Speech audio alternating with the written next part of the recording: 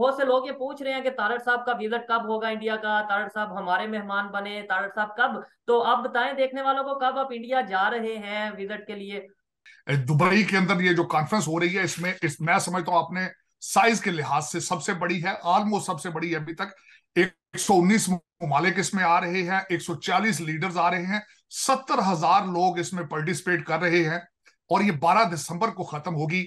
और इस पे जो बात की जा रही है बिलखसूस के इन्वायरमेंट पे, आइडियल जो सिचुएशन है इस वक्त, दुनिया का दर्जा हरारत जो बढ़ता जा रहा है, भारत के वजीर आजम वहां पे गए हैं, उन्होंने बताया है कि इस वक्त दुनिया का जो पोल्यूशन के हाल, उसमें इंडिया की क्या कंट्रीब्यूशन है, किस तरीके से इंडिया उसको आगे कंट्रोल करने का इरादा रखता है, क्या क्या स्टेप्स लिए जाएंगे। और उसमें सबसे बड़ी बात यह है कि उन्होंने कहा है कि 2028 में जो यही COP 33 होगी, उसको भारत में किया जाए।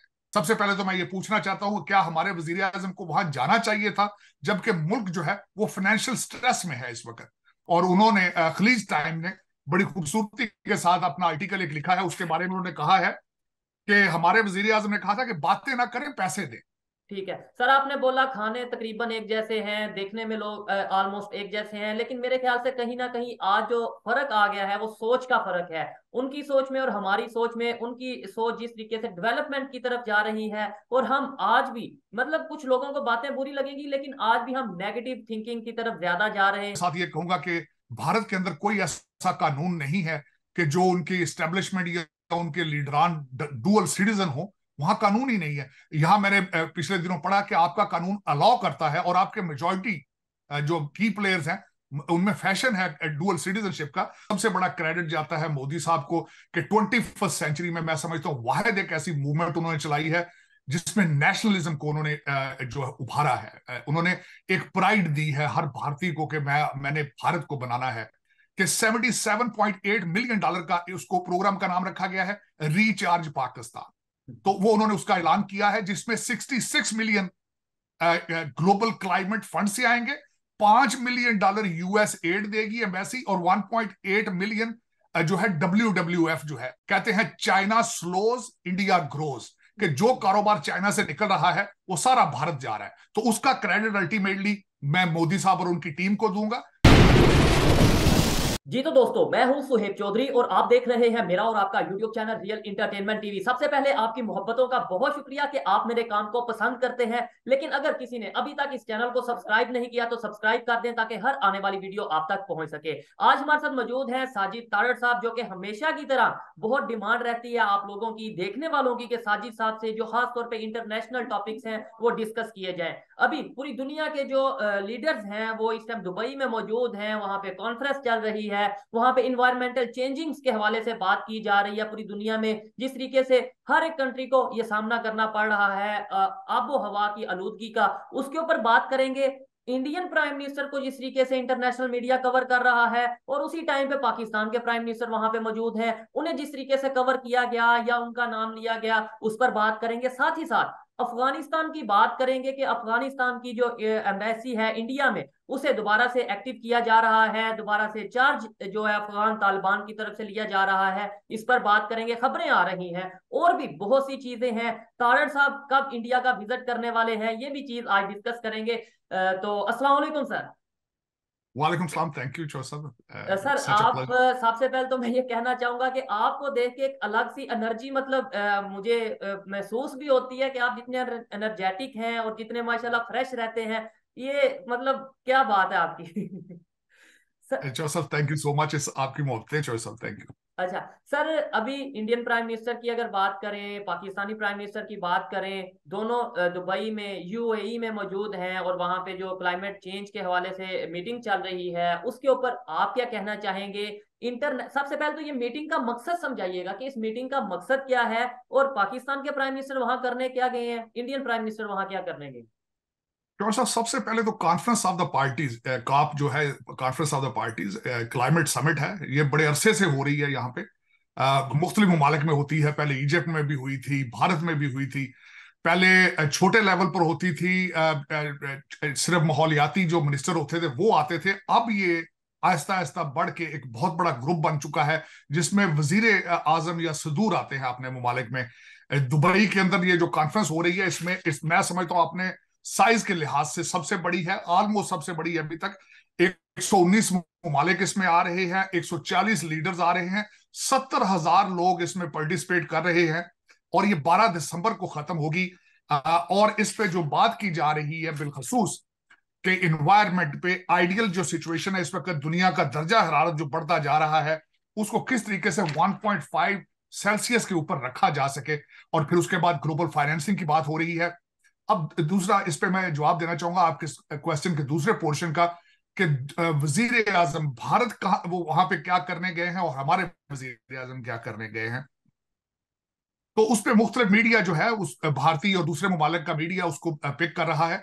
भारत के वजीर आजम वहां पे गए हैं, उन्होंने बताया है कि इस वक्त दुनिया का जो पोल्यूशन के हाल, उसमें इंडिया की क्या कंट्रीब्यूशन है, किस तरीके से इंडिया उसको आगे कंट्रोल करने का इरादा रखता है, क्या क्या स्टेप्स लिए जाएंगे। और उसमें सबसे बड़ी बात यह है कि उन्होंने कहा है कि 2028 में जो यही COP 33 होगी, उसको भारत में किया जाए, जो कि मैं समझता हूं एक दफा फिर भारत को शो केस बनाने का एक बहुत बड़ा एक सोर्स बनेगा।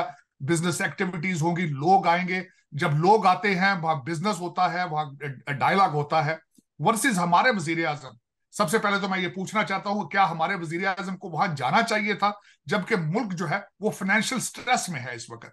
तो उनका वहां जाना, और खासकर उनका सिर्फ एक ही मोटिव था कि सैलाब जो आया था पिछले साल, उसके ऊपर पैसे लिए जाएं किसी न किसी तरीके से। और उन्होंने खलीज टाइम ने बड़ी खूबसूरती के साथ अपना आर्टिकल एक लिखा है, उसके बारे में उन्होंने कहा है कि हमारे वजीर आजम ने कहा था कि बातें ना करें, पैसे दें। तो वो उसमें पाकिस्तान में गर्मी बहुत बढ़ रही है, उन्होंने ये भी कहा, और हमें पैसे दें, हमें बातें नहीं चाहिए।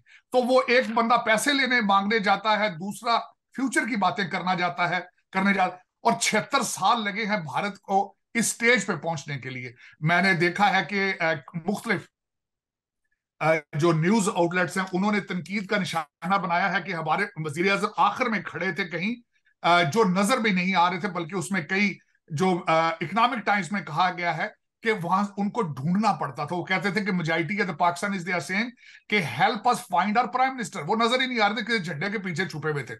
लेकिन उसमें ये मैं कहना चाहूंगा कि 76 साल की कोशिश है, आपकी डायरेक्शन क्या है, उनकी डायरेक्शन क्या है, ये क्लियर नजर आ रहा है। इसमें इन्वायरमेंट में आपका कोई अमल दखल नहीं है, क्योंकि आप तो फाइनेंशियल स्ट्रेस से ही नहीं निकल रहे, बल्कि पैसे लेने के लिहाज से अगर देखा जाए तो काकड़ साहब का ये दौरा मैं समझता हूं कामयाब रहा है। क्योंकि उसकी वजह यह है कि $77.8 मिलियन का उसको प्रोग्राम का नाम रखा गया है, रिचार्ज पाकिस्तान। तो वो उन्होंने उसका ऐलान किया है, जिसमें 66 मिलियन ग्लोबल क्लाइमेट फंड से आएंगे, $5 मिलियन यूएस एड देगी एम्बेसी, और 1.8 मिलियन जो है WWF जो है वो देगी। तो मैं समझता हूं कि वो मेरा वतन अजीज दुनिया का मेरे ख्याल में वाहिद एक ऐसा मुल्क है जो 76 साल से खैरात पे चल रहा है। पता नहीं आगे 176 साल चलना है, 76 साल चलना है, 70 साल, लेकिन मेरे ख्याल में मिसाल नहीं मिलती कि मुसलसल बाहर जाते हैं, डॉलर लाते हैं सिर्फ अपने घरों के लिए, अपने बच्चों के लिए। मुल्क जो है वहां $1 नहीं पहुंचता। ये $77.8 मिलियन जो है, मेरा नहीं ख्याल इसमें से $77 भी पाकिस्तान पहुंचेंगे। ये लंदन और दुबई की प्रॉपर्टियों के लिए इस्तेमाल होंगे। और हर पाकिस्तानी को पता है, हर अफसर को पता है, हर एस्टेब्लिशमेंट के फर्द को पता है कि पाकिस्तान इज ब्लीडिंग। आप हर चीज से बच जाएंगे, करप्शन से आपकी तबाही हो रही है और मुसलसल हो रही है, ब्लीडिंग जारी है। ठीक है सर, आपको ये सुनकर शायद थोड़ी हैरानगी होगी। मैंने कल ही गुजरांवाला में, इस टाइम मैं मौजूद हूँ, और वहां पे रोड पे जाके एक प्रोग्राम किया, और मैंने पूछा कि पब्लिक से पूछा कि पाकिस्तान के प्राइम मिनिस्टर का नाम क्या है। आप यकीन मानिएगा, मोस्टली मतलब 80% लोगों को पाकिस्तान के प्राइम मिनिस्टर का नाम नहीं पता था। जबकि इसी साइड पे मैंने पूछा कि इंडियन प्राइम मिनिस्टर का क्या नाम है, तो 100% ऑलमोस्ट, मतलब 10 में से 9 लोगों ने, या 100 में से 90 लोगों ने जो है वो यही बोला कि नरेंद्र मोदी जो इंडिया के प्राइम मिनिस्टर हैं। इतनी पॉपुलैरिटी पाकिस्तान में, यानी कि अपने प्राइम मिनिस्टर का नाम नहीं पता, इंडियन प्राइम मिनिस्टर का नाम का पता है। और ये सिर्फ पाकिस्तानी, दुनिया भर में, खासतौर पे इस्लामिक वर्ल्ड में मकबूलियत इंडियन प्राइम मिनिस्टर की बढ़ती जा रही है। उनके रिलेशन दिन ब दिन बेहतर होते जा रहे हैं। अफगानिस्तान की अगर बात करें, काबुल में काबुल की बात करें और दिल्ली की बात करें, रिलेशन बेहतर होते नजर आ रहे हैं। सर क्या कहना चाहेंगे इस पॉपुलैरिटी के बारे में, इस पॉलिसी के बारे में, और ये क्या पॉपुलैरिटी इंडिया की है या इंडियन प्राइम मिनिस्टर की है? देखिए, ये मेरे ख्याल में ये टीम वर्क का नतीजा है। दोनों एक दूसरे के साथ जुड़े हैं। लेकिन मैं ये जरूर कहूंगा, सबसे बड़ा क्रेडिट जाता है मोदी साहब को कि 21वीं सेंचुरी में मैं समझता हूं वाहिद एक ऐसी मूवमेंट उन्होंने चलाई है जिसमें नेशनलिज्म को उन्होंने जो है उभारा है। उन्होंने एक प्राइड दी है हर भारतीय को कि मैंने भारत को बनाना है। फिर उसकी मिसाल उन्होंने ना सिर्फ बातें की हैं, वो दुनिया में जहां भी जिस दौरे पर गए हैं उन्होंने इंडियन डायस्पोरा को प्रमोट किया, इंडियन करेंसी को प्रमोट किया, इंडिया के सिस्टम्स को प्रमोट किया। फिर उन्होंने ऐसे माहौल बनाया कि बाहर से कारोबार जो है वो भारत आए। अब इस वक्त देखा जाए, सबसे बड़ी मिसाल एक दी जाती है, कहते हैं चाइना स्लोज इंडिया ग्रोज, कि जो कारोबार चाइना से निकल रहा है वो सारा भारत जा रहा है। तो उसका क्रेडिट अल्टीमेटली मैं मोदी साहब और उनकी टीम को दूंगा। और वर्सेस क्या ही कभी अच्छा होता हमारे पड़ोस में, जहां आपने सी पैक भी बनाने की कोशिश की कि इतना कारोबार वहां से निकल रहा है इस वक्त, फिलीपीन जा रहा है, वियतनाम जा रहा है, बांग्लादेश जा रहा है।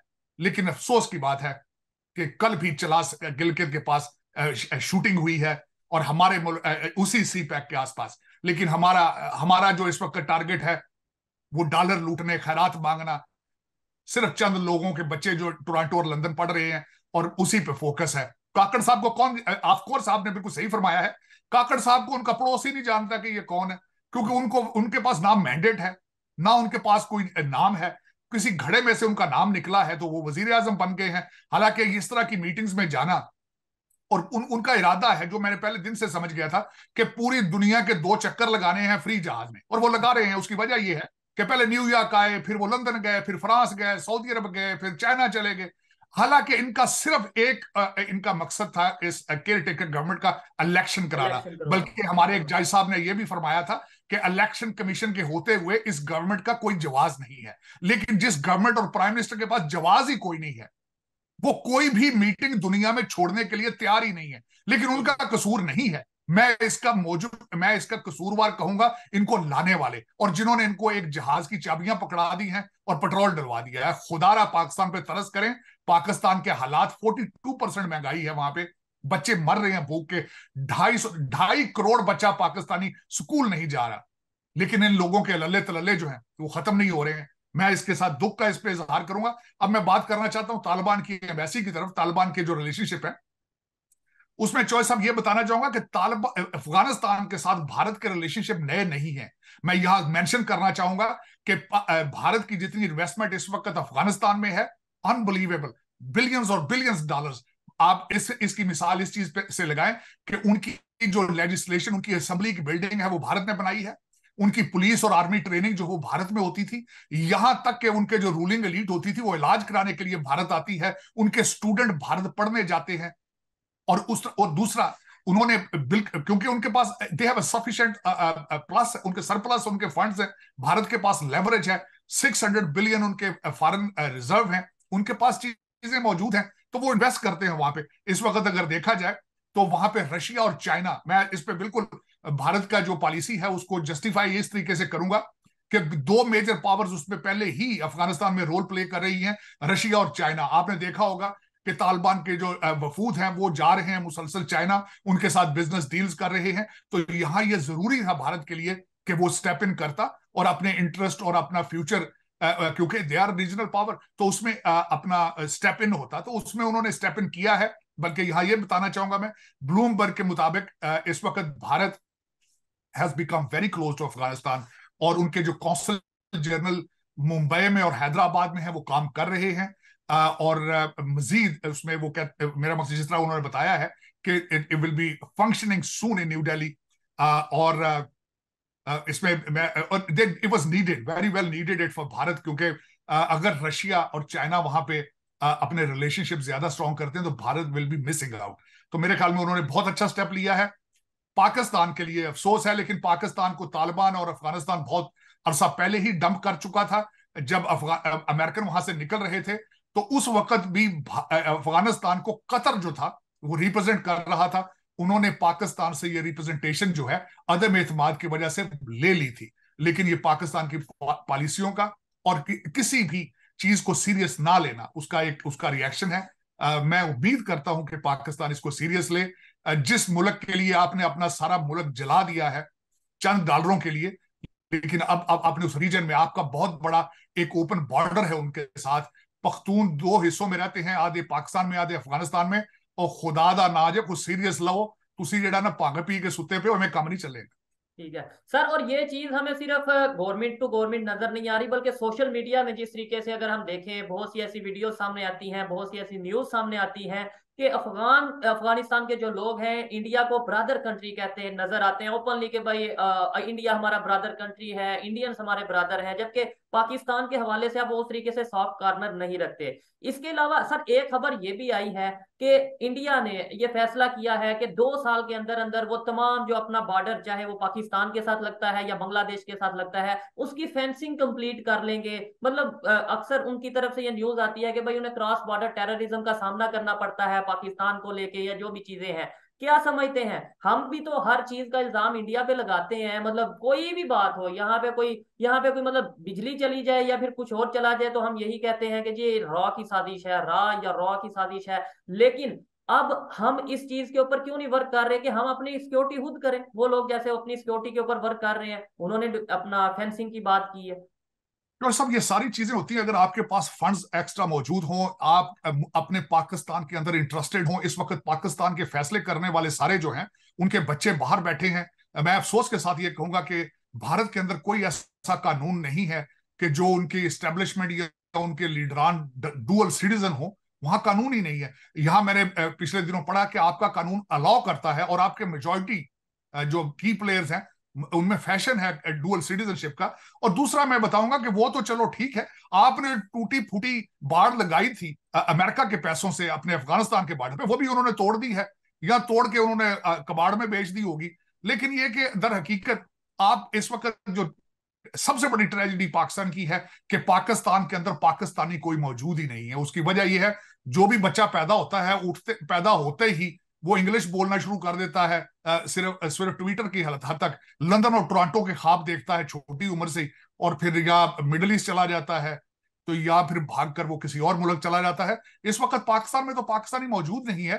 पाकिस्तान को पाकिस्तानियों ने बचाना है। लेकिन ये कि इस वक्त अगर देखा जाए, मैं आपसे बल्कि ये क्वेश्चन करना चाहूंगा, 25 करोड़ लोगों से ये क्वेश्चन करना चाहूंगा, कौन सा ऐसा लीडर है जिसने आज तक को बात की हो आपके मुस्तकबिल को बचाने के लिए, आपके बच्चों को पढ़ाने के लिए, आपकी एक्सपोर्ट बढ़ाने के लिए, आपकी बॉर्डर के ऊपर बाढ़ लगाने के लिए, आपकी जानें बचाने के लिए, दहशतगर्दी के खिलाफ कोई किसी ने आज तक कुछ जामे या सॉलिड को प्लान दिया है? अभी तक मैंने ये दो अल्फाज किसी के मुंह से नहीं सुने। लूट की तैयारी फिर दोबारा हो रही है, अलायंस बन रहे हैं, कश्मीर के मिनिस्ट्रियां नारे बिक रही। लगते हैं, कश्मीर के नारे लगते हैं, मजहब के नारे लगते हैं, जो कि 75-76 साल से बिकता आ रहा है। लेकिन मेरे ख्याल से, जो मेरी पर्सनल ओपिनियन है, कोई एग्री डिसएग्री कर सकता है, मेरे ख्याल से सोशल मीडिया के अगर बात करें, खासतौर पे यूथ की बात करें, काफी हद तक ये चीजें समझ आने लगी हैं हमें कि भाई जो 76 साल नारा लगाते रहे या हमें हमारे सामने ये नारा लगाते रहे, वो सब एक चूरन था, वो सब एक ड्रामा था। ना तो आने वाले टाइम में हम कश्मीर को लेके सीरियस हैं, ना पहले कभी सीरियस थे। ये चीजें अब क्लियर होती नजर आ रही हैं सर। मेरे ख्याल में इसमें चॉइस साहब मैं एग्री करूंगा। परवेज मुशर्रफ दौर के अंदर एक प्लान बनाया गया था कि ट्रेड और अपने रिलेशनशिप बेहतर किए जाए। मैं समझता हूं वो सबसे अच्छा प्लान था। और आज भी मैं ये कहूंगा, जब तक आपकी यूथ को ये नहीं पता चलेगा कि उनके लीडरान के सबके बच्चे लंदन बैठे हैं और इनको जिहाद की आवाजें दी जा रही हैं, इनको जिहाद के तरबियत दी जा रही है, जब तक आपके बच्चे मैथ और इंग्लिश नहीं पढ़ेंगे आप तरक्की नहीं कर सकेंगे। That is the only secret. लेकिन मेरे ख्याल में पता नहीं क्या बात है, इस वक्त आप सारा मुल्क ही लग रहा है कि जिस तरह सोया पड़ा है। ठीक है सर। आप हमारे साथ हमारे प्रोग्राम में एक दफा डिस्कस कर चुके हैं कि ऑलमोस्ट हर साल आप इंडिया का विजिट करते हैं। हमने वो चीज अपने प्रोग्राम में भी ऑन एयर की है, अपने प्रोग्राम में चलाई, और बहुत से लोग ये पूछ रहे हैं कि तारड़ साहब का विजिट कब होगा इंडिया का, तारड़ साहब हमारे मेहमान बने, तारड़ साहब कब। तो आप बताएं देखने वालों को, कब आप इंडिया जा रहे हैं विजिट के लिए? चौधरी साहब आपने देखा इंडिया का मैं जिक्र करता क्यों, मेरे चेहरे पे स्माइल आ गई है। उसकी वजह यह है कि आई एम लुकिंग फॉरवर्ड। मेरे जो visa is in a process right now, बल्कि वो मेरे पास पहले भी वीजा, मैं कई दफा जा चुका हूं, लेकिन ये कि आजकल मैं वीजा ले रहा हूं और मेरी मोस्ट प्रोबेबली अगले 2-3 हफ्तों तक जाऊंगा। और उसमें मेरी होम स्टेट अगर जिस तरह कहा जा सके वो मध्य प्रदेश है। ठीक है। उसमें इंदौर है, क्योंकि मेरा भाई जो है originally Jasdeep Singh, he is from Indore. मैं इंदौर जाऊंगा, वहां कुछ दिन रहूंगा, न्यू दिल्ली जाऊंगा, अमृतसर जाऊंगा, गोल्डन टेम्पल जाऊंगा, हरमंदर साहब जाऊंगा। तो मैं दर हकीकत आपको पता है कि मैं हमेशा भारत को अपना सेकंड होम कहता हूं। मुझे आज तक ये फर्क महसूस नहीं हुआ कि मैं किसी फॉरेन लैंड पर हूं। और इतनी मोहब्बत और इतना प्यार मिलता है कि आप सोच नहीं सकते। और मैं बिल्कुल, मेरी कोशिश है कि मैं क्रिसमस से पहले ही चक्कर लगाऊं, लेकिन अगले महीने महीने दो तक मैं लाजमी जाऊंगा। और मैं एक हफ्ता पूरा रहूंगा वहां। मैं एक शादी है वो भी अटेंड करनी है। जबरदस्त। लेकिन मेरा मेरा ढेर सारी इतनी मोहब्बत मुझे भारत से मिलती है, आप सोच नहीं सकते। और मैं उनका मशकूर भी हूँ, ठीक है। ममनून भी हूँ। मेरे पास अल्फाज नहीं है कि आप सोच नहीं सकते कि जितने लोगों ने मुझे मेरा ईमेल ढूंढ के मेरे मैसेजेस करते हैं कि you will be my guest. मैं यही कहूंगा कि आप मेरे दिलों में रहते हैं। मेरी हमेशा दुआएं हैं, मेरी दुआएं आपके लिए। और एक बात चौधरी साहब, जी। आपका भी फ्यूचर पाकिस्तान में बैठे, बिल्कुल आप अगर ये सोचें कि भारत के साथ रिलेशनशिप ठीक ना करने के बगैर आप तरक्की कर पाएंगे, मेरे ख्याल में ये पॉसिबल नहीं है। इस वक्त जरूरी ये टाइम हो आ चुका है कि you have to soften up your relationship. दोनों साइडों पे एक ही किस्म के लोग हैं, एक ही किस्म की चीजें हैं, एक ही किस्म की हवाएं हैं, खुशबुएं हैं, खुराक है, हर चीज, कल्चर, हर चीज। देखिए उसकी मिसाल मैं देता हूं, आपके पाकिस्तान में सबसे ज्यादा पॉपुलर इस वक्त आपका बॉलीवुड की मूवीज है। तो आप जब देखते हैं कि हर चीज सेम है, तो इतनी नफरतें ये। और दूसरा, आप नफरतों में इतना आगे चले जाते हैं कि आप लर्न करने की कैपेसिटी, एबिलिटी छोड़ देते हैं। मेरा ख्याल में हमें वो क्रॉस करनी होगी। ये जरूरी है हमारे लिए, और ये चीजें इंप्रूव होगी। आई एम वेरी होपफुल, मैं एम वेरी होपफुल। ठीक है सर, आपने बोला खाने तकरीबन एक जैसे हैं, देखने में लोग ऑलमोस्ट एक जैसे हैं, लेकिन मेरे ख्याल से कहीं ना कहीं आज जो फर्क आ गया है वो सोच का फर्क है। उनकी सोच में और हमारी सोच में, उनकी सोच जिस तरीके से डेवलपमेंट की तरफ जा रही है, और हम आज भी, मतलब कुछ लोगों को बातें बुरी लगेंगी लेकिन आज भी हम नेगेटिव थिंकिंग की तरफ ज्यादा जा रहे हैं। हमें ऐसा लगता है कि भाई वो मुस्लिम नॉन मुस्लिम वाले कंसेप्ट में हम लोग फंसे हैं, जबकि वो लोग अपने इंडिया को, अपने कंट्री को लेकर चल रहे हैं। जब तक हमारे अंदर ये सोच का फर्क खत्म नहीं होगा, मेरे ख्याल से तब तक रिलेशन बेहतर नहीं हो सकते, चाहे गवर्नमेंट चाहे या ना चाहे। सर आपसे बात करके बहुत अच्छा लगा, और मैं आपको ये श्योरिटी से कहता हूं कि इस बार जब आप इंडिया जाएंगे, आपका बहुत ही वार्म वेलकम किया जाएगा। बहुत से लोग आपके वहां पे चाहने वाले हैं, आपकी ओपिनियन को पसंद करते हैं। मुझे बहुत सी मेल्स आती हैं, बहुत से व्हाट्सएप पे मैसेजेस आते हैं कि तारड़ साहब को हम बात करना चाहते हैं, तारड़ साहब से मिलना चाहते हैं, तारड़ साहब को इनवाइट करना चाहते हैं अपने इंडिया के लिए। तो उम्मीद करता हूं जब भी आप इंडिया जाएंगे वहां से ऑनलाइन हम सेशन करेंगे और कुछ ना कुछ अच्छा हम क्रिएट करने की कोशिश करेंगे। बहुत शुक्रिया आपके वक्त का। देखने वालों को भी कहूंगा कि आपको तारड़ साहब की ओपिनियन कैसी लगी कमेंट में जरूर बताइएगा। और अगर तारड़ साहब इंडिया आते हैं तो आप लोग किस तरीके से वेलकम करेंगे ये भी आप कमेंट में जरूर बताइएगा। मिलते हैं नेक्स्ट वीडियो में, तब तक के लिए पीस आउट, अल्लाह हाफिज।